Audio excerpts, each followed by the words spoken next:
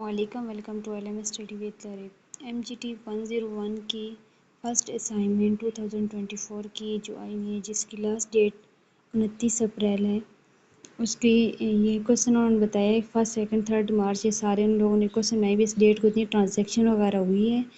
तो आप हमें बताएं कि किस डेट को कौन सी मतलब नेम ऑफ डिबेटर कौन से हैं, कितने रुपीज़ में उनकी और टोटल कितना बन रहा है। तो इस तरह आप अगर यहाँ करना चाहते हैं तो भी वेल एंड गुड है। और अगर आप मतलब इसको एक अलग फ़ोल्डर बना के MS वर्ड में, तो ऐसी जनरल सेल्स टैक्स वगैरह, जो जनरल सेल्स और जो नॉर्मल सेल्स वगैरह ये मार्केटिंग के अबाउट है, तो इसको इस तरह भी कर सकते हैं। मैं आपको बताती हूँ, मैंने एक असाइनमेंट बनाई है अभी। ये सेल्स जनरल जो है वो, और टोटल आप इधर ये टोटल जो इसके साथ अटैच करना चाहते हैं तो भी ठीक है। आप एक रो और कॉलम ले सकते हैं 3 साथ इसके ना।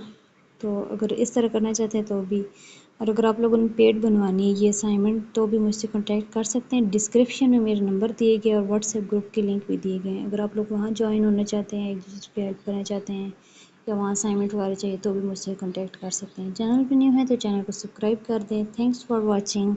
अल्लाह हाफिज़।